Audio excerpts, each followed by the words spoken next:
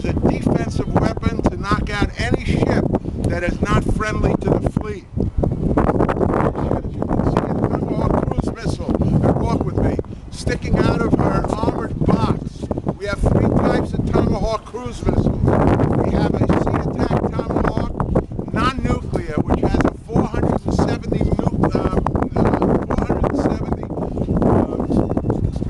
nautical mile range. We have a land attack Tomahawk, which has a 675 mile range, non-nuclear. And then we have a land attack Tomahawk that is nuclear. Our nuclear attack Tomahawk has a 1,500 nautical mile range. And from here, one nuclear Tomahawk can knock out the city of Houston, Texas. Where are those? Where are they? We have them in armored boxes, and we'll get up over the 5 level. You'll see them. We'll go into cover. Are they all replicas now? Everything is replica. Nothing is no real.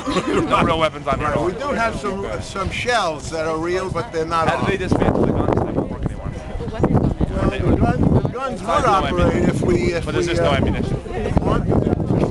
We've taken out all of the oil, the PCBs, and everything, so they would have to be redone. Got it. But they are operative, the guns. We can raise and lower them. And they ever shoot blanks at them for Zarma? Yes, they do. They would put.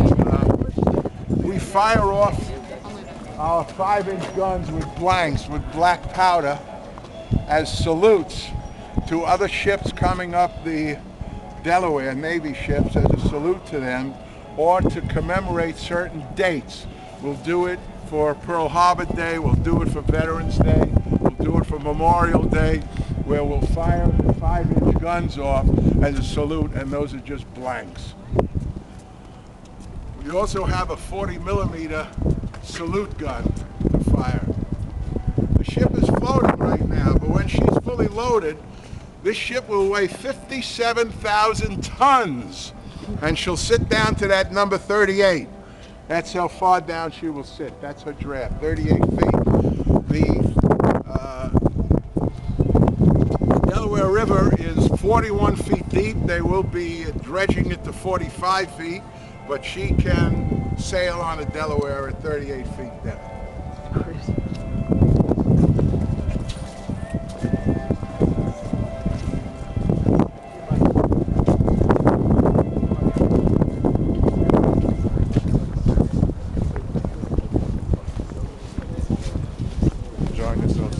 Oh yeah. Wait, are you subscribed to me? I'm gonna put this on YouTube, I guess.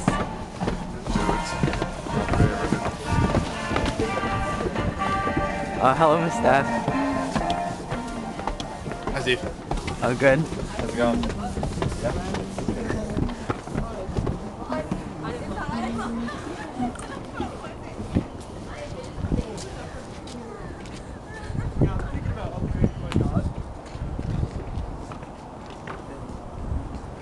As is customary to board all U.S. naval ships, one must salute our national ensign and ask permission to come on board, which I will do for you.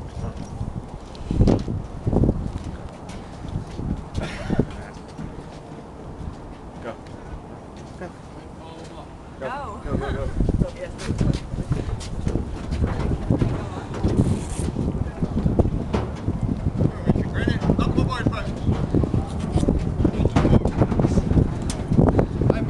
Thanks for coming out. Warm inside. Yeah, just for you. You guys are standing on the oldest battleship in the history of the world.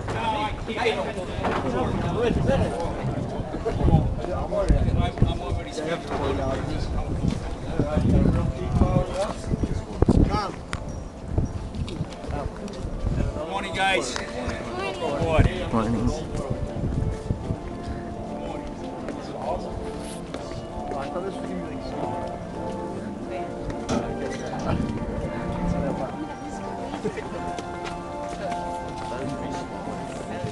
Those are smaller.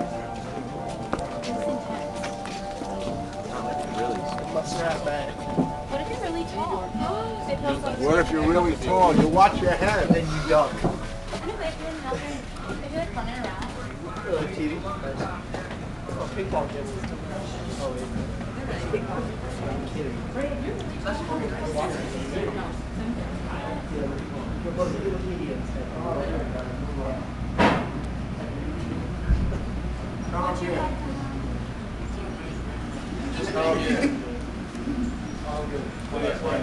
Now, as we go through the ships, there are many areas that I'll talk about that we'll get to.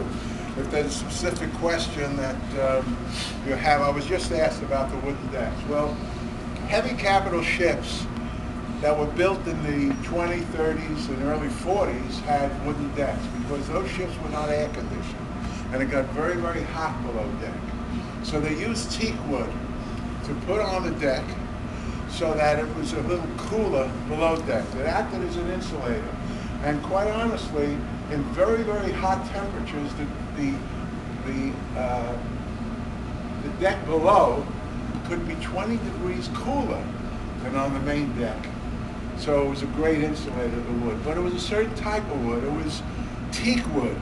And teak had the composition that the Navy liked because it absorbed oil.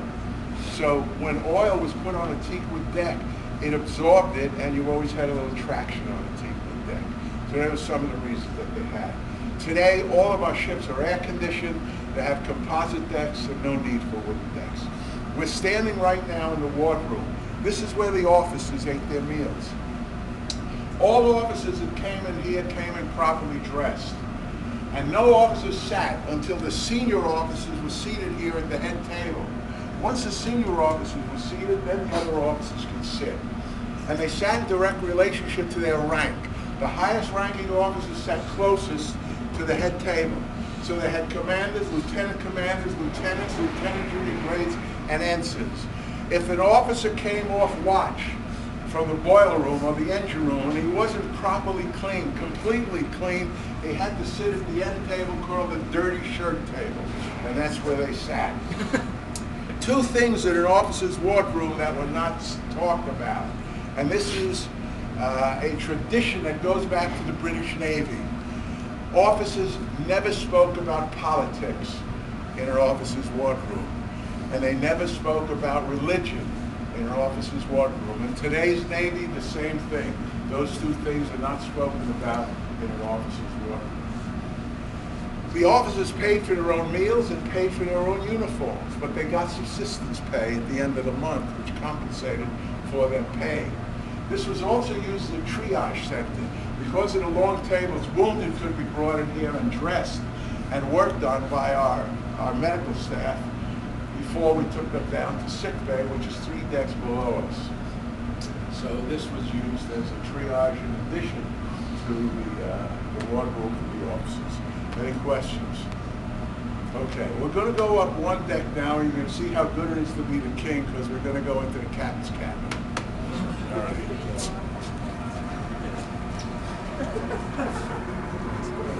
Just do me a favor. Just close that watertight door. We're trying to keep the heat inside. It costs $60,000 a month to heat and air condition this ship. It's amazing. Get a house for like a house, $200. Wow. Not my house. You're being $300.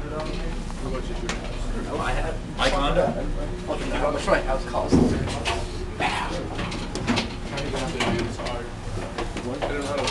Watch your head here, guys. I don't have my sea legs.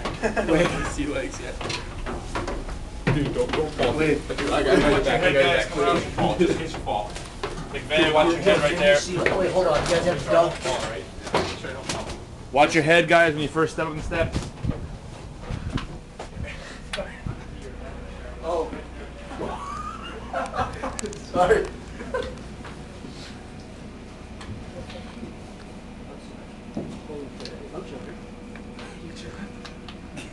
Get that box up there.